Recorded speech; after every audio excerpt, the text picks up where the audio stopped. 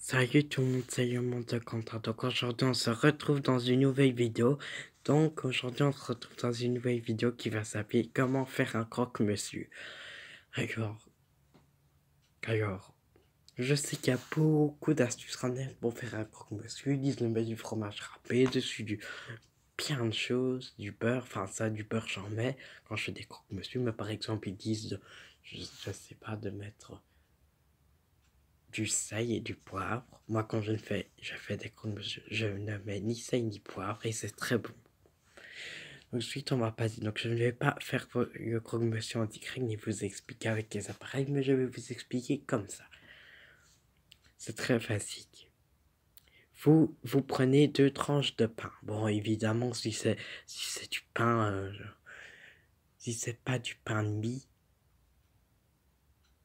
enfin, si c'est du pain, ça doit être du pain pas facile à casser. Voilà.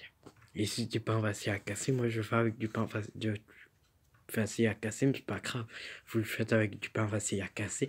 Mais alors vous faites très attention de ne pas casser le pain.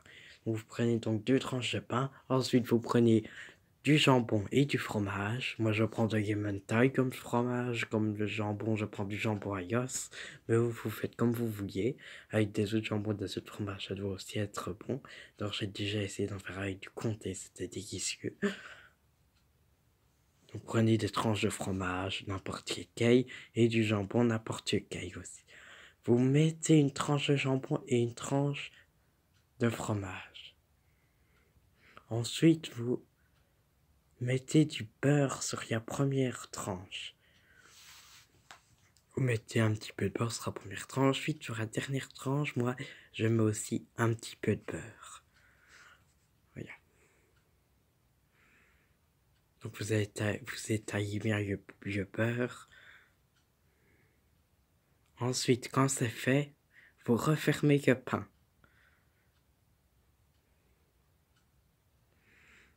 Ensuite, vous prenez une pierre vous prenez vous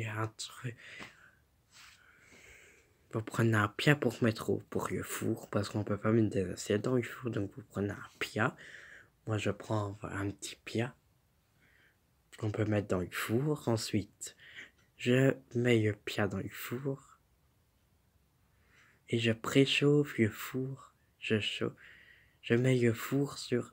Bon, au début, je mets fort le four, mais après, quand je vois que c'est en train de chauffer, je mets moins fort, juste pour qu'il chauffe plus vite que je mets si fort au début le four. Parce qu'après, je le baisse et il va beaucoup moins fort. Je le mets sur 275 degrés le four. Après, quand je vois que c'est presque assez chaud, je le mets sur 250.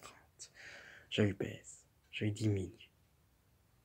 Ensuite, il faut regarder, il faut tout le temps surveiller, ça croustille. Moi, j'aime bien quand ça croustille.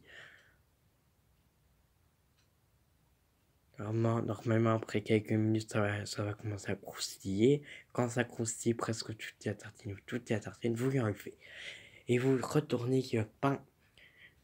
Vous retournez votre pain de l'autre côté. Et vous faites la même chose. Moi, je mets toujours sur gris.